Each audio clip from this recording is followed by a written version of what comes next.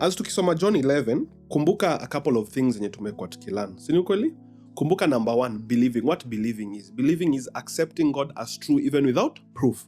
That's the dictionary definition. Kumbuka the word believing. Kumbuka then number 2, why we are reading this book here, John, is because we are looking forward to Easter. However, what happened in Easter didn't just happen, has been a culmination of a lot of things that has been going on before the death of Jesus. Kumbuka hiyo. And the third thing, kumbuka kenye nimeshare leo tukianza. Praise Jesus, how to overcome discouragement. Then as tukisoma hizi texts hapa za Yesu, you'll realize, wait a minute, Jesus could have been discouraged if he would have chosen discouragement. Because listen to this. God has chosen Jesus for an assignment. Amemweka kwa dunia. Praise Jesus. Amongst people. The people that Jesus is coming to save are busy opposing him, rejecting him. Some of them are even giving him a stumbling block. Remember, hata kabla tufike John 11, I think there's an instance suko yenye Christ lost almost 70% of his church. Sini kweli? We have an instance hapo where Christ almost lost 70% of his church, where only 12 of his disciples remained. Please note his of it. Praise Jesus. If Jesus would have chosen discouragement, he would have been discouraged. But how come he continued? There had to be something. And you'll notice something about Jesus. He always used to go to God. So note his of it. Praise Jesus. Because we're not just reading his stories, kama stories. I want you every time to soma hizi text, try to picture yourself in that. Picture yourself hapo. Where there is Jesus, picture yourself kama Magi. Now ujiulize, in such a situation, how would I have handled this? Praise Jesus. Then uangalie, how come Jesus was able to handle this? Not his of it. Now we are reading a story that is loved sana, about the death of Lazarus. So as we read this story, a death of Lazarus, right? Jiwekenda, jiulize, ingekuwa wewe such a situation, how would I have handled this? And how can I even handle it better in the future? But I'll start kidogo. Then feel free to interject me if you have any question. Feel free. Nimewambia 3 things to note. Number 1, believing Jesus. What believing, right? Number 2 to note is picture yourself in this. Sindio? And number 3, this is towards death and the resurrection. Picture all these things, but the most important we'll do as we go through it is, let's try picture ourselves in this. This is us. This is us in this story. Here's a story where a man was sick, Lazarus, from Bethany, the village of Mary and her sister Martha. Alafu inatukumbusha who Mary is. Mary is the one who anointed the Lord with fragrant oil and wiped his feet with her hair. And it was her brother who was sick. So the sister sent a message, Lord, the one you love is sick. When Jesus heard this, he said, the sickness will not end in death, but is for the glory of God, so that the Son of Man, the Son of God may be glorified through it. Now, Jesus loved Martha, her sister, and Lazarus. Notice uko juu, Mary alisema nini? Is it Mary ama? Yes, it was. I think ni Mary alisema, Lord, the one you love is sick. Alafu hapo chini inaemphasiziwa, Jesus loved all these 3. Jesus actually loved this family. Sini kweli? He loved this family. Akisema, the sickness will not end to death, but it is for the glory of God, so that the Son of God may be glorified through him. This can be a discouraging situation. Your brother is sick. Yet angalia how the Lord takes it higher. Instead of allowing this to discourage him, he's taking it higher. This sickness will not end in death, but God will be glorified through it. Praise Jesus. Something tries to discourage you, then see how Jesus takes it higher. Remember, as tukianza nikiwafunza how to overcome discouragement. Praise Jesus. Something comes to you and portrays as if it's so big it can overcome you. God takes you even higher. And God delights to do this. Then anaendelea anasema, so when he heard he was sick, he stayed 2 more days in the place where he was. Then after he said to his disciples, let's go to Judea. Meaning Jesus alikaa 2 more days. Then disciples wake akashindwa. Unarudi kwa nini? Yet the Jews had tried to stone you. Christ akasema, we have 12 hours in the day. If anyone walks during the day, he doesn't stumble because he sees the light of the world. If anyone walks during the night, he stumbles because the light is not in him. Of course, his statement alisema figuratively. Ako like, if you walk during the day, you will not stumble. But of course, if you walk during the night, you will stumble if you walk during the day. Akasema, because you see the light of this world. Then to skip huko juu akasema, then Jesus' disciples said to him, Lord, then he said to this, and he told them, our friend Lazarus has fallen asleep, but I'm on my way to wake him up. Then the disciples said to him, Lord, if he has fallen asleep, he will get well. Jesus, however, was speaking about his death, but they thought he was speaking about natural sleep. So Jesus told them plainly, Lazarus has died, and I'm glad for you that I wasn't there, so that you may believe. Praise Jesus, but let's go to him. Notice hii story yote tunasoma hapa, it's like 3 days imekombiniwa, imeshorteni. But alafu by the time tunaenda tunaona Jesus, Lazarus was sick, praise Jesus, alafu he had died for 4 days. Meaning hii story hapa we can assume it's like 5 days imecompressiwa. Ama he had died for how long? Huku tukienda mbele si ilikuwa imesema 4 days. Si ni kweli? These are like, before Jesus went to Lazarus, we can assume he text this is like 3 days zimecompressiwa in this chapter. To the extent Jesus anajua, aliambiwa Lazarus ako mgonjwa, then later Jesus anasema, jamaa amelala na naenda kumwake up. How come Jesus knew that he was dead? Na before ameambiwa message, he's asleep, he remained there 2 more days. Then after that amesema, this guy amelala. So I'm presuming either this is 3 days or 4 days. Imekombiniwa. But then later akienda hapo anaambiwa, jamaa amekufa 4 days, ako kwa tomb 4 days. Do you see your compression ya time? A lot of things have happened in a short time. However, see at times tukisoma hizi scriptures, there's a temptation to think hizi vitu zimehappen. Pap. Una get? Then we forget, hizi 2 days, what was Jesus doing? Was he praying? Was he listening to God? I believe so. Praise Jesus. I believe he was most definitely praying and listening to God, because he was able to know this guy has already passed on and I'm going to wake him up. And he was sure he was going to wake him up. Na akasema hii kitu ina happen so that, na thank God siko hapo, that you guys can believe. When Jesus arrived, he found Lazarus had already been in the tomb 4 days. Bethany was near Jerusalem, 2 miles away. Many of the Jews had come to Martha and Mary to comfort them about their brother. As soon as Martha heard that Jesus was coming, she went to meet him, but Mary remained seated in the house. Then Martha said to Jesus, Lord, if you had been here, my brother wouldn't have died. Yet even now, I know that whatever you ask from God, God will give you. Notice his words, Martha. Ako like, Lord, if you had been here, my brother would not have died. But even right now, I am sure whatsoever you ask of the Lord, he will do it to you. Notice your confidence. Remember, hapo juu ina define Mary, Martha, na Lazarus were people that Jesus loved. Praise Jesus. Remember huko juu tunaambiwa story ya Mary was the one who had anointed Jesus, poured perfume on him. Praise Jesus. Meaning these guys, I guarantee you or I kid you not, these guys had a relationship with Jesus, meaning they had interacted with Jesus. They saw what Jesus was able to do. Lazima. Though it is not recorded anywhere prior, but I guarantee you, these guys had spent time with Jesus and they saw things that Jesus was able to do, even if it has not been recorded here. True or false? Meaning something hapa tuna note is, wait a minute. There's so much, when the Bible tells us, the only things that are written kwa Bible about Jesus as the only things that zingeandikwa hapa ndo tuamini. There are still many other things about what Jesus did that have never been written. Because how come Mary had so much confidence in Jesus? Yet hapo juu tunaambiwa, Jesus loved Mary, Martha, and Lazarus. These are people Jesus had spent time with other than his disciples. And he loved them. And these are people who had seen more of what Jesus was able to do. That hapo Mary anasema, whatsoever you ask from God, God will give you. These guys were so sure Jesus was different from any other human being who claims that they worship God. Because whatsoever Jesus asked from God, God anafanya. Jesus abatishi. They had such confidence. Then notice text chini hapa juu. Verse 25 inasema, I am the resurrection and the life. The one who believes in me, even if he dies, will live. Notice your text 25. Believe, accepting him as true even without proof. The one who accepts Jesus as true even without proof shall live. These words are very important kwa hii text kwa sababu sisi tukisoma, we read this text having already accepted Jesus. We are believers. Ukweli? Sisi tumekubali Jesus as Lord of our lives. So we don't really struggle as much as these guys. Praise Jesus. But these guys had more reason to doubt God since time now. They had all the reasons to doubt God, to doubt Jesus. Because they were like, this is just a normal human being kama sisi. How can he claim he possesses a certain form of power ama significance that we don't have?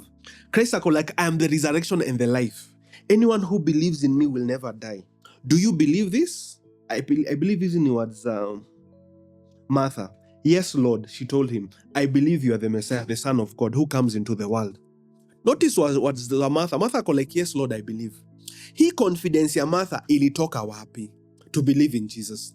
Is that a question to ask ourselves? These are questions to ask ourselves. So that wewe ukijiangalia na ujiulize, why does it seem so easy for other people to believe in God na mimi seems hard? You can be able to answer that. You can realize, wait a minute, these people had a relationship with Jesus. That's why nasema Jesus loved them. There are people who had interacted with Jesus that they believe. Paka anasema, I believe you are the Messiah. Notice uko juu sitaki anasema nini? I believe whatsoever you ask God atakufanyia. Hapa anasema, mimi naamini wewe ndo Messiah, Son of God, who came into the world. I believe that you are the Savior. Other people doubted this. This was Martha. Yes, this was Martha. Verse 25-20 nasema, having said this, she went back and called her sister Mary, saying in private, the teacher is here and is calling for you. As soon as she heard this, she got up quickly and went to him. Nico, verse 29-30. Jesus had not yet come into the village, but was still in the place where Martha had met him. The Jews who were in their household, the Jews were in their house consoling her. So Mary got up quickly and went out. So they followed her, supposing that she was going to the tomb to cry there. When Mary came to where Jesus was and said to him, Lord, if you had been here, my brother would not have died. Notice such confidence. Hii confidence hawa jamaa walitoa wapi? Everyone else was doubting Jesus, but these guys actually believed. Wako like, Yesu kama ungekuwa hapa huyu jamaa angekufa. Praise Jesus. Notice when Jesus heard that Lazarus was sick, he personally said, siendi saa, nitakaa hapa 2 more days. Praise Jesus. Yet we hear comments za Mary and Martha. One of them saying, hey, if you had been here, my brother wouldn't have died. The second one hapa mwingine anasema, kama ungekuwa hapa, my brother would not have died. Yet Jesus deliberately remain 2 more days. Praise Jesus. Meaning Jesus already knew these guys had no problem believing that Jesus can heal a sick person. But he wanted to increase their belief. I can raise someone from the dead as well. Most definitely. That we can define that is the reason. Any comments? Name any comments about his text. We've got. Amen. I think bless how these people had spent time with Jesus. These people had spent time with Jesus. So like they'd known him. Like unaona venye ulikuwa unauliza atiwa like Martha akisema hivyo. Yes. Like if you're here, he will not have died. Yes. So even if the understanding about what he could do was limited, yes, they still had a knowledge of him. Yes. Yeah. Any knowledge ilitoka wapi? Spending time with him. Takes me back to story niliwapea nikianza. I met a gentleman jana, a gentleman I always loved. Akaniambia, Arnold, I have always admired your boldness. Si alisema hivyo na mtu. This is a guy we've never even had this long to spend time together. Yesterday was the first time we spent a long time together. Those like 5 minutes kwa gari. Akaniambia, I've always admired your boldness. Mimi nikamwambia nini na mtu? Yes, nikamwambia, the only reason you're able to see my boldness is it's not that I am that bold. It's because you have never seen a period when I had unbelief, where this boldness was killed in prayer by my time with God. I mean the unbelief. It's because you've never seen the process of how that boldness was developed. That's why the only testimony you have is I have only seen a bold Arnold. But you never, nikamwambia, it's because you've never seen the development process ya that boldness. Prophet Angel juzi, there's a video Prophet Angel alikuwa anasema why he's very accurate. Akisema the only reason he's very accurate is because that's what you see. Because he never displays inaccuracy. Alisema anything he's not sure of, he'll never speak it. He only speaks what he's sure that God has told him. Any speculative thing, he never speaks. Praise Jesus. The reason you say Prophet Angel is very accurate, Alisema, the reason you say I'm very accurate is because that is the only thing you see. And that is the only thing I allow you to see. Easy texts are very important to learn. Because how come such a scenario, there are human beings hapa? There are a lot of people. Sinukweli, other people don't have this confidence that Jesus is able to do something. Yet these 3 people have so much confidence in what Jesus is able to do. What is the difference? What is the difference? Then we realize something. When you read your Bible, you have to pick these things. There are a lot of information hatujaambiwa. This is a compressed text. We have to realize that this believing is something they have built. Has been built up. And to the extent these guys had such confidence in Jesus that if you would have been here, history yote inge happen. But Jesus deliberately chose to delay on purpose. He most definitely wanted to increase their belief. Praise Jesus. These guys had just known how Jesus was able to, he can heal a sick person, had never seen how Christ can raise someone from the dead, but wanted them to believe that I am able to raise someone from the dead. Most day, he wanted to increase their confidence in him, to increase them. Things are getting tougher. Christ increases their belief. That's why I was telling you, how do you overcome discouragement? Number one, thank God and rejoice that he's increasing you. Praise Jesus. Your promotion thing seems like it's delaying. Rejoice, thank God that he's increasing you. An opportunity seems like it'll take long. A job, a money. Thank God that he's increasing you. Things seem to be going tough, getting tougher. Thank God that he's increasing you. He's doing something greater. Because we cannot just read hizi vitu kama stories. Ni ukweli? We have to picture ourselves in them. Praise Jesus. And we have to ask ourselves this question. How come it was easy for these people to experience some miracles? Na mimi, it is hard. I am using logic. Sini basic logic na afunza. Basic logic. I am just using logic. What my professor was calling critical thing. Critical thing? We're just critically thinking and evaluating easy texts. Any comments, Maggie and Joyce Apple? Any comments from your end up? Apart from the beginning. Yes.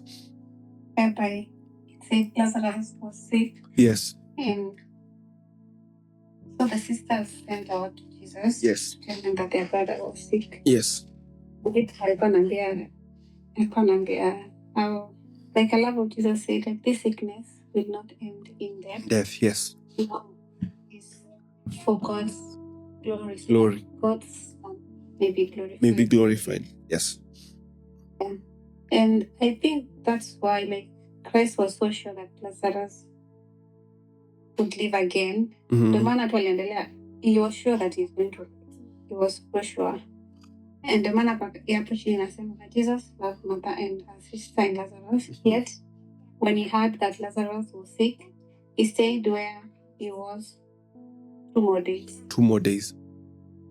2 more days. Like, I quite matter that even though alikuwa amereceive news kwa I'm sick, yes. Like Lazarus amekufa. Yes. Someone sent a report to Jesus that Lazarus was dead, but Jesus knew, I think, just knew that. Alikuwa na aliresponded disciples akamwambia, our friend Lazarus was falling asleep, but I'm going where they are to wake him up. Yeah, I think just knowing, like, our perspective, like God has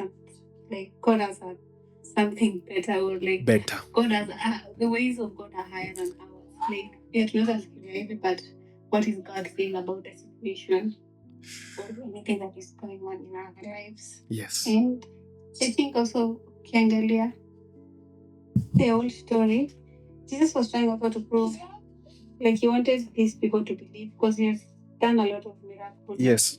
Before, but yet it was really so hard. Like some of the people like not believed. Still believed in him, yes.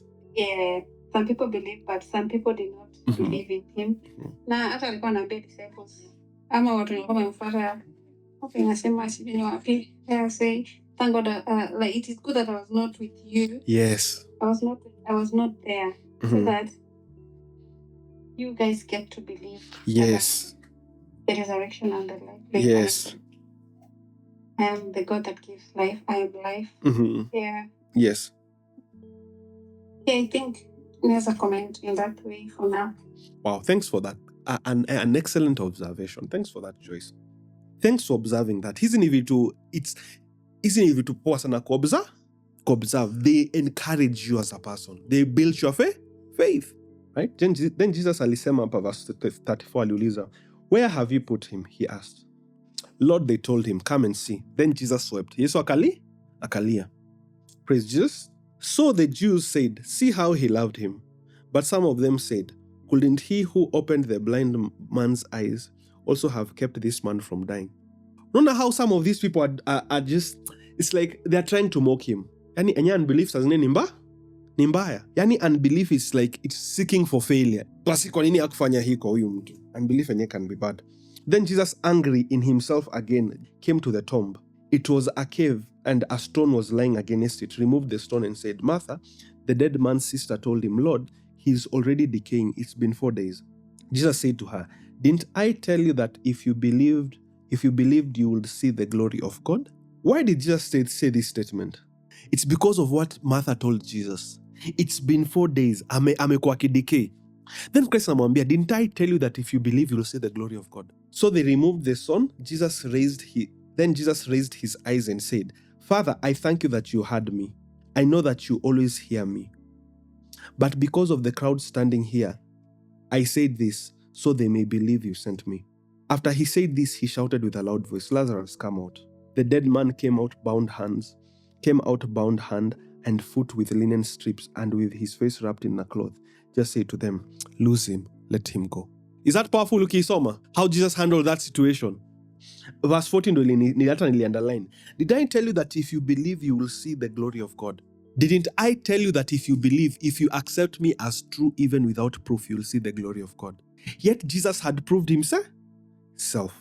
Then after 4 days, mwili na decay, Jesus at his voice, Lazarus, come out. History ni kali. Si ndio kweli? Na nikumbusha, sijui kama ni 2020, there was an year where there was a scandal on TV. I can't say ni scandal. Media tries to portray it as a scandal. Yeah, this gentleman who's a preacher anaitwa Alf Lukao, where walitry kusema ati alifake resurrection ya kamera wake. Unakumbuka hiyo story ya cameraman? There was a preacher anaitwa Alf Lukao. Sijui anakuanga kwa country gani, but ni hizi countries zenye wanaongeanga French. These African French speaking countries. So the media try to portray that Alf Lukao, he's faking resurrection from the dead. Me, I don't know much about your story. Si ati I follow Alf Lukao sana. These guys were trying to frame and say, this guy is faking miracles. Na hadi leo haja manage kuprove yo amfunge. Hadi leo, Alf Lukao is still preaching, he's still continuing with his ministry, doing great things, right? Hadi leo gava haijaweza kuprove, the people who are attacking hawajaweza kuprove kotini ati he faked a resurrection from the dead. They were trying to say Alf Lukao is faking that miracle. Alilipa actors. They were trying to say that. Praise Jesus. 45 inasema, therefore many of the Jews who came to Mary saw what he did, believed in him. And so what he did, believed in him. Some of them went to the Pharisees and told them what Jesus had done. You see how Jesus has done the impossible. Some of these Jews walikuwa like, ujamaa alishindwa kuresurrect ujamaa. Yet Jesus resurrected him. It could have been easy for these guys to say, Jesus did what and faked this to this. Si hao ni wase wanampenda, wase wanajuana. Praise Jesus. This is resurrection. It would have been easy for these guys to bring a narrative. Praise Jesus. Jesus spared akina Lazarus, Martha, and Mary because they even knew each other, they were friends, and he loved them. See, it would have been easy to say that. Praise, it would have been easy to say he staged this miracle. But imagine all these people saw the decaying body and the smell. Unajua a smell of a decaying body si mchezo. Si mwende huku nje muone mbwa zimekufa huku nje na mapaka na masijui nini. Ile harufu inatoanga. Si nuko ile inaimte. You know that there's something that is dead. And these guys, it's like they knew for sure it is difficult to resurrect such. But notice verse 47, 48, them who don't believe in Jesus. Wanasema, so the chief priests and the Pharisees convened. The Sanhedrin said, what are we going to do since this man does many signs? If we let him continue in this way, everyone will believe in him. Then the Romans will come and remove both our place and our nation. One of them, Caiaphas, who was the high priest that year, said to them, you know nothing at all. You are not considering that if it is to your advantage that one man should die for the people rather than the whole nation perish. He did not say this on his own, but being high priest that year, he prophesied that Jesus was going to die for the nation, and not for the nation only, but also to unite the scattered children of God. So from that day on, they plotted to kill him. Therefore, Jesus no longer walked openly among the Jews, but departed from there to the countryside near the wilderness, to a town called Ephraim, and he stayed there with his disciples. The Jewish Passover was near, and many went up to Jerusalem from the country to purify themselves before the Passover. They were looking for Jesus and asking one another, as they stood in the temple complex, what do you think? he wouldn't come to the festival, will he? The chief priests, the Pharisees, had given orders that if anyone knew where he was, he should report it so that they could arrest him. These guys, imagine, wanted to arrest Jesus for doing a good thing. Yeah, thank you for sharing. Yes. Okay. Hizi verse za mwisho tunaweza sema like for what, like to them, like they loved the power of, They loved the because like hawa in 47 48 Yes. nasema like they were asking themselves, like they were so threatened by Jesus and because of the signs that he was he doing. was doing. The signs were proving enyewe he's what he says he is. Yeah. Because he wasn't just saying, he is able to prove it. He was able to prove it. Yes. People believed. And people believed.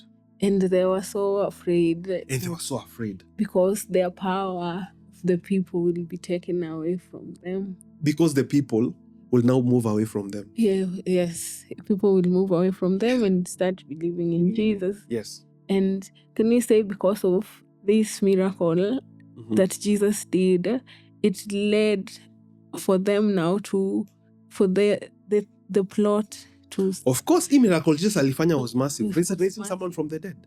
Yeah. Someone has power to raise someone from the dead. May I tell you something? I discovered something when I was going to first year. I discovered something. I used to hear of it, but nilijua vizuri. Do you know hata huku nje, praise Jesus, if you can convince someone, you can add to them an extra day of their life, you will have their attention.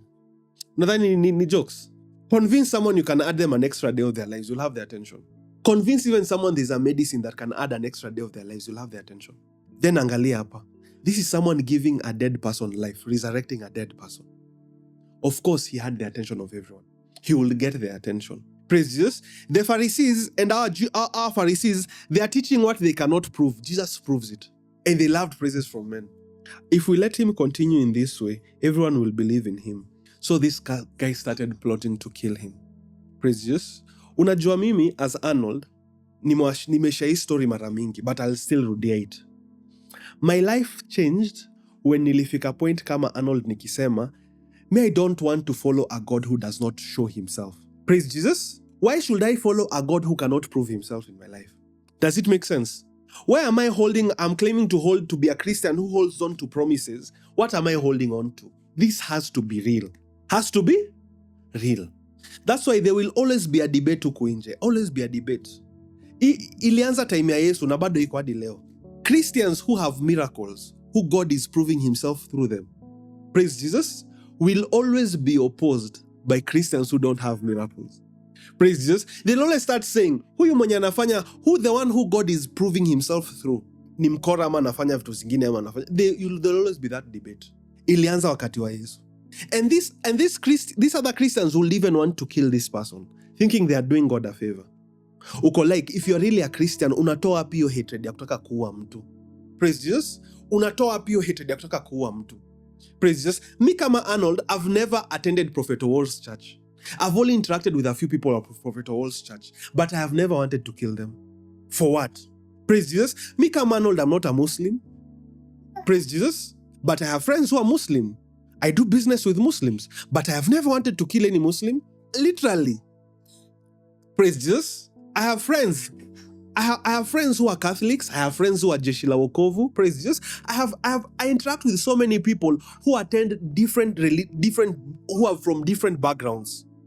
But I want to tell you, hakuna hata siku moja nishaitaka kuua mtu hata mmoja. Praise Jesus. Your hatred yenye some Christians have about other Christians to the extent they want to kill them, imetoka wapi?